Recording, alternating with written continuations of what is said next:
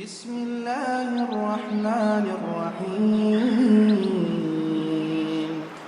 الحمد لله الذي أنزل على عبده الكتاب ولم يجعل له عوجا قيما لينذر بأسا شديدا من لدنه ويبشر المؤمنين الذين يعملون الصالحات أن لهم أجرا حسنا ماكثين فيه أبدا وينذر الذين قالوا اتخذ الله ولدا ما لهم به من علم ولا لآبائهم كبرت كلمة تخرج من أفواههم إن يقولون إلا كذبا فلعلك باخع نفسك على آثارهم إن لم يؤمنوا بهذا الحديث أسفا إنا جعلنا ما على الأرض زينة لها لنبلوهم أيهم أحسن عملا وإنا لجاعلون ما عليها صعيدا جرزا أم حسبت أن أصحاب الكهف والرقيم كانوا من آياتنا عجبا إذ أوى الفتية إلى الكهف فقالوا ربنا آتنا من لدنك رحمة وهيئ لنا من أمرنا رشدا فضربنا على آذانهم في الكهف سنين عددا ثم بعثناهم لنعلم أي الحزبين أحصى لما لبثوا أمدا نحن نقص عليك نبأهم بالحق إنهم فتية آمنوا بربهم وزدناهم هدى وربطنا على قلوبهم إذ قاموا فقالوا ربنا رب السماوات والأرض لن ندعو من دونه إلها لقد قلنا إذا شططا هؤلاء قومنا اتخذوا من دونه آلهة لولا يأتون عليهم بسلطان بين فمن أظلم ممن افترى على الله كذبا وإذ اعتزلتموهم وما يعبدون إلا الله فأووا إلى الكهف ينشر لكم ربكم من رحمته ويهيئ لكم من أمركم مرفقا وترى الشمس إذا طلعت تزاور عن كهفهم ذات اليمين وإذا غربت تقرضهم ذات الشمال وهم في فجوة منه ذلك من آيات الله من يهد الله فهو المهتد ومن يضلل فلن تجد له وليا مرشدا وتحسبهم أيقاظا وهم رقود ونقلبهم ذات اليمين وذات الشمال وكلبهم باسط ذراعيه بالوصيد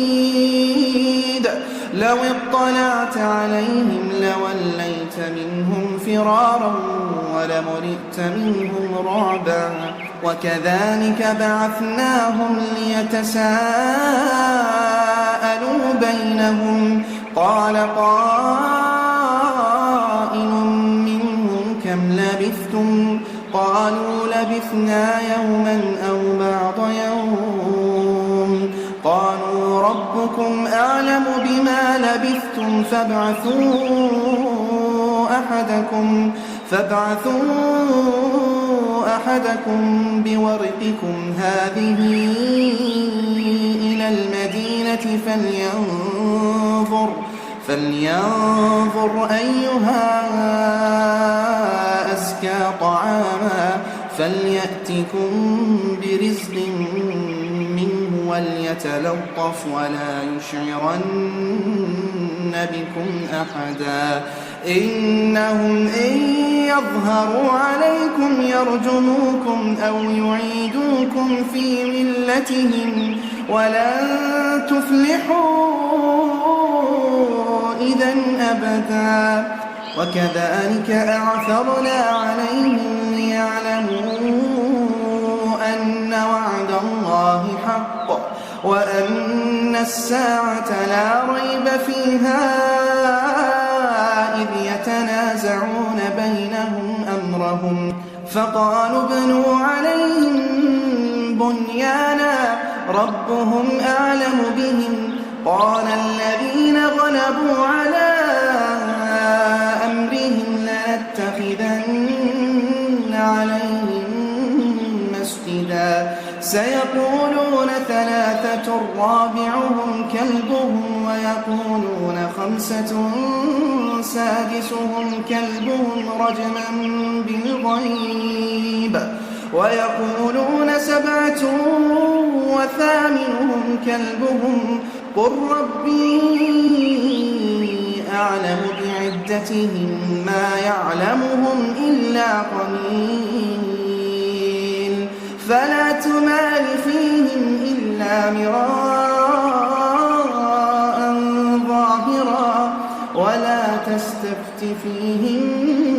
منهم أحدا ولا تقولن لشيء إني فاعل ذلك غدا إلا أن يشاء الله واذكر ربك إذا نسيت وقل عسى أن يهديني ربي لأقرب من هذا رشدا ولبثوا في كهفهم 300 سنين وازدادوا 9 قل الله أعلم بما لبثوا له غيب السماوات والأرض أبصر به وأسمع ما لهم من دونه من ولي ولا يشرك في حكمه أحدا واتل ما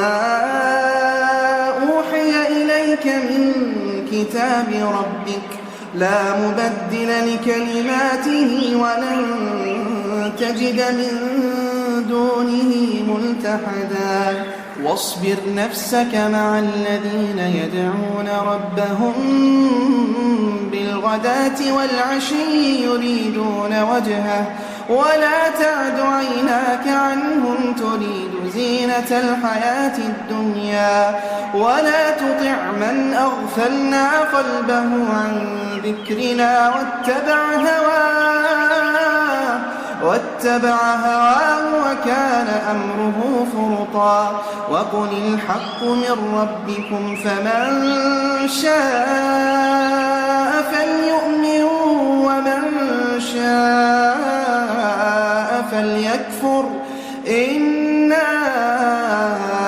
أعتدنا للظالمين نارا أحاط بهم سرادقها وإن يستغيثوا يغاثوا بماء كالمهل يشوي الوجوه بئس الشراب وساءت مرتفقا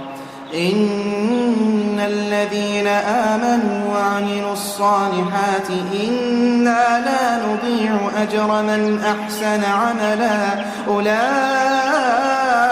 لهم جنات عدن تجري من تحتهم الأنهار يحلون فيها من أساور من ذهب ويلبسون ثيابا خضرا من سندس وإستبرق متكئين فيها على الأرائك نعم الثواب وحسنت مرتفقا واضرب لهم مثلا الرجلين جعلنا لأحدهما جنتين من أعناب وحففناهما بنخل وجعلنا بينهما زرعا كلتا الجنتين آتت أكلها ولم تظلم منه شيئا وفجرنا خلالهما نهرا وكان له ثمر فقال لصاحبه وهو يحاوره أنا أكثر منك مالا وأعز نفرا ودخل جنته وهو ظالم لنفسه قال ما أظن أن تبيد هذه أبدا وما أظن الساعة قائمة ولئن رددت إلى ربي لأجدن خيرا منها منقلبا قال له صاحبه وهو يحاوره أكفرت بالذي خلقك من تراب ثم من نطفة ثم سواك رجلا لكن هو الله ربي ولا أشرك بربي أحدا ولولا إذ دخلت جنتك قلت ما شاء الله لا قوة إلا بالله إن ترني أنا أقل منك مالا وولدا فعسى ربي أن يؤتيني خيرا من جنتك ويرسل عليها حسبانا من السماء فتصبح صعيدا زلقا أو يصبح ماؤها غورا فلن تستطيع له طلبا وأحيط بثمره فأصبح يقلب كفيه على ما أنفق فيها وهي خاوية على عروشها ويقول يا ليتني لم أشرك بربي أحدا ولم تكن له فئة ينصرونه من دون الله وما كان منتصرا هنالك الولاية لله الحق هو خير ثوابا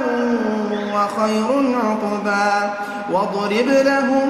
مثل الحياة الدنيا كماء أنزلناه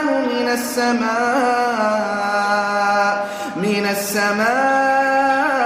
فاختلط به نبات الأرض فأصبح هشيما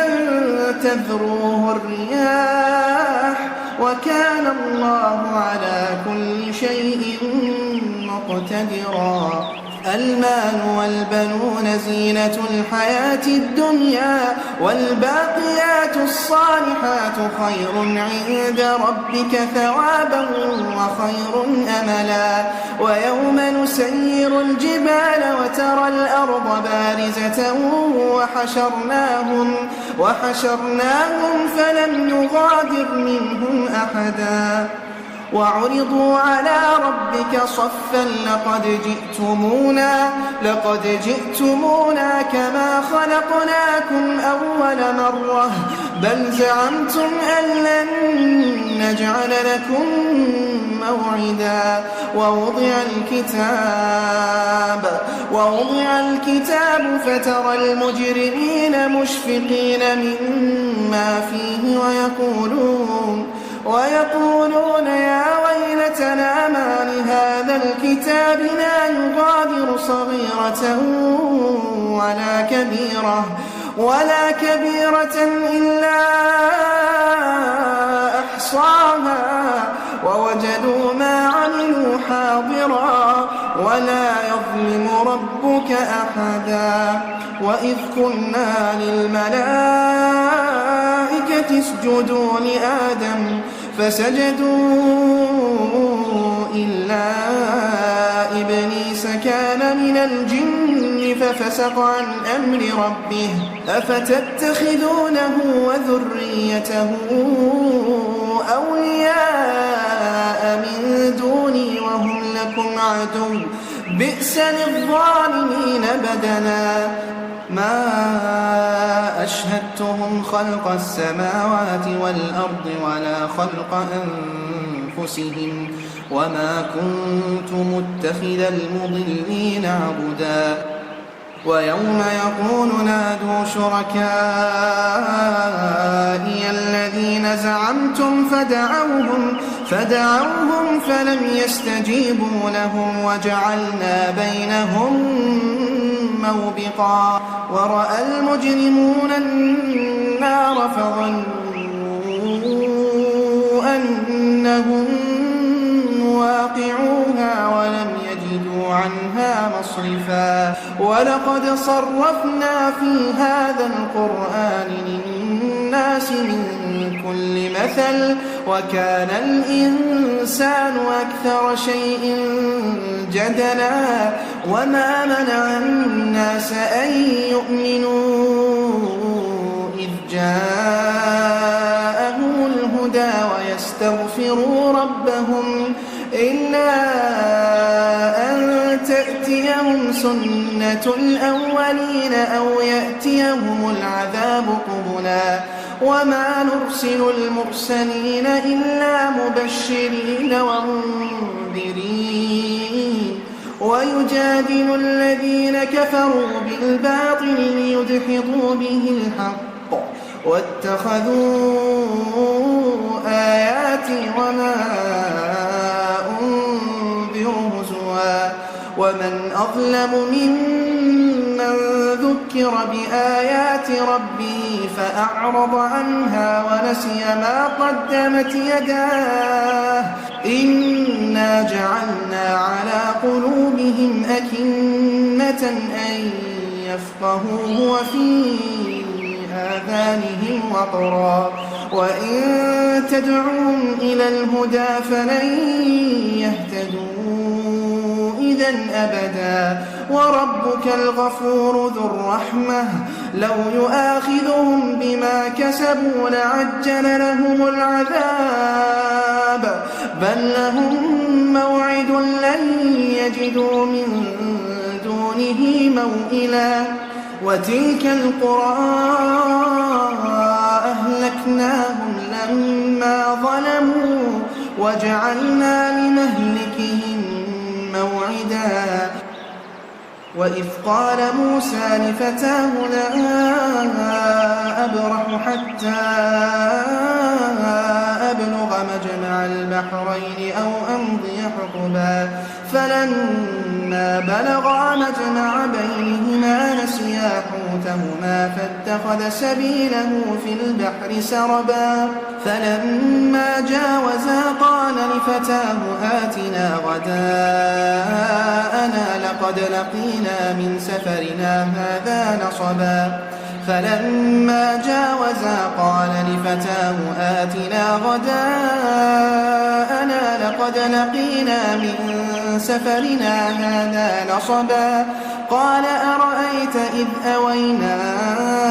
إلى الصخرة فإني نسيت الحوت وما أنسانيه إلا الشيطان أن أذكره واتخذ سبيله في البحر عجبا قال ذلك ما كنا فارتدا على آثارهما قصصا فوجدا عبدا من عبادنا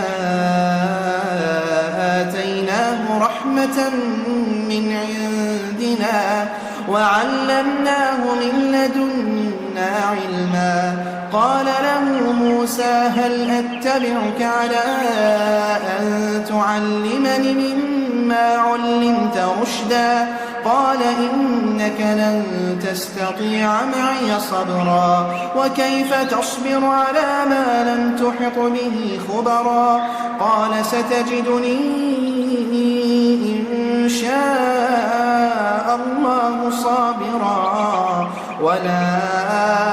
أعصي لك أمرا. قال فإن اتبعتني فلا تسألني عن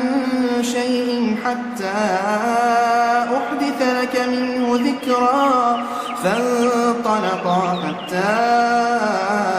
إذا ركبا في السفينة خرقها قال أخرقتها لتغرق أهلها لقد جئت شيئا إمرا. قال ألم أقل إنك لن تستطيع معي صبرا؟ قال لا تؤاخذني بما نسيت ولا ترهقني من أمري عسرا. فانطلقا حتى إذا لقيا غلاما فقتله. قال أقتلت نفسا زكية بغير نفس لقد جئت شيئا نكرا. قال ألم أقل لك إنك لن تستطيع معي صبرا؟ قال إن سألتك عن شيء بعدها فلا تصاحبني قد بلغت من لدني عذرا. فانطلقا حتى إذا أتيا أهل قرية استطعما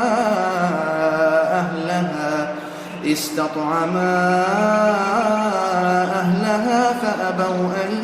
يضيفوهما فوجدا فيها جدارا يريد أن ينقض فأقامه. قال لو شئت لاتخذت عليه أجرا. قال هذا فراق بيني وبينك سأنبئك بتأويل ما لم تستطع عليه صبرا. أما السفينة فكانت لمساكين يعملون في البحر فأردت أن أعيبها وكان وراءهم ملك يأخذ كل سفينة غصبا. وأما الغلام فكان أبواه مؤمنين فخشينا أن يرهقهما طغيانا وكفرا فأردنا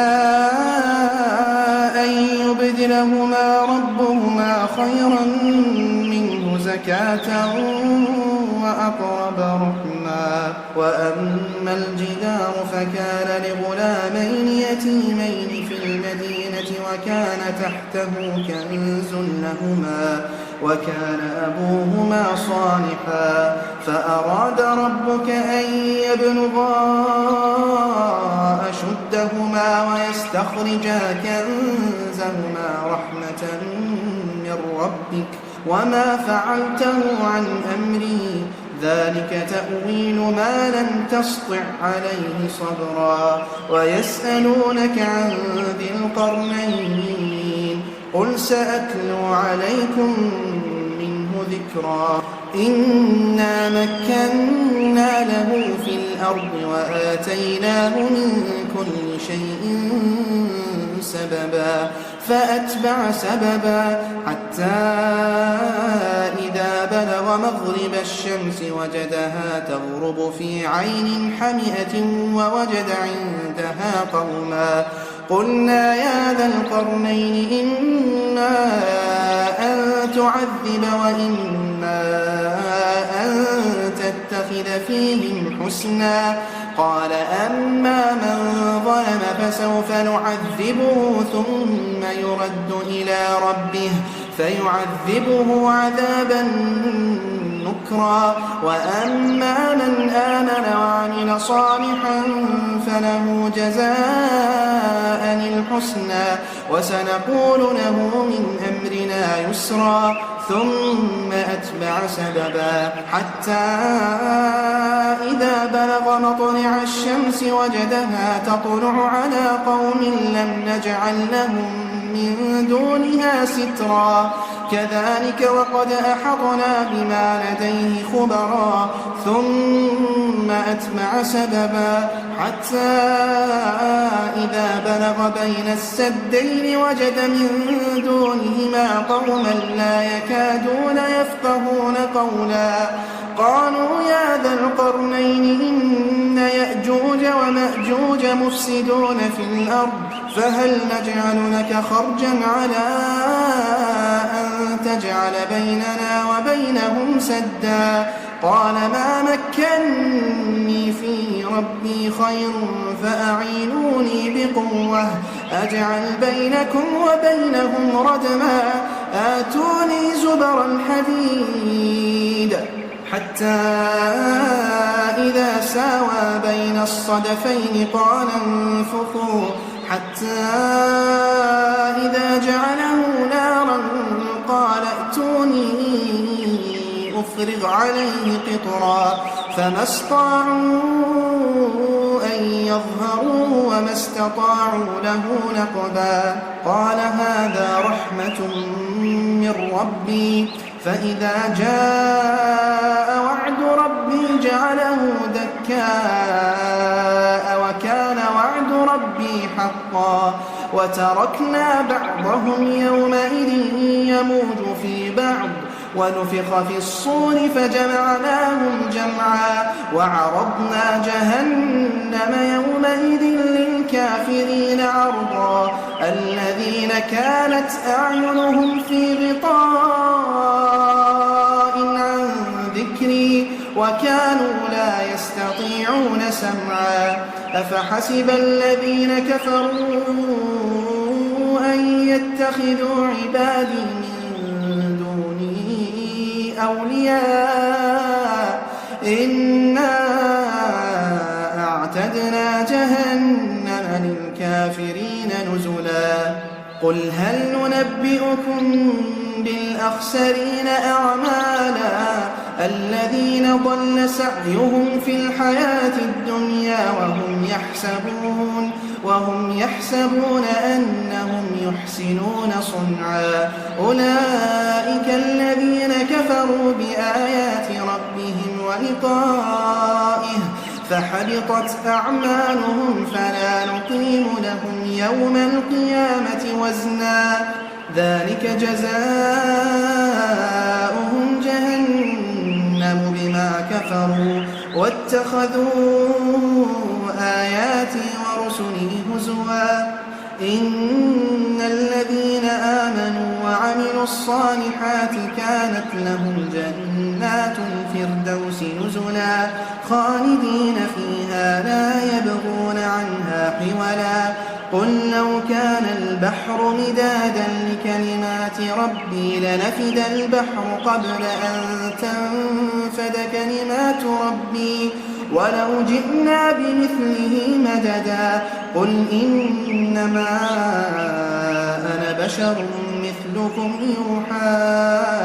إلي أنما إلهكم إله واحد فمن كان يرجو لقاء ربه فليعمل عملا صالحا ولا يشرك بعبادة ربه أحدا.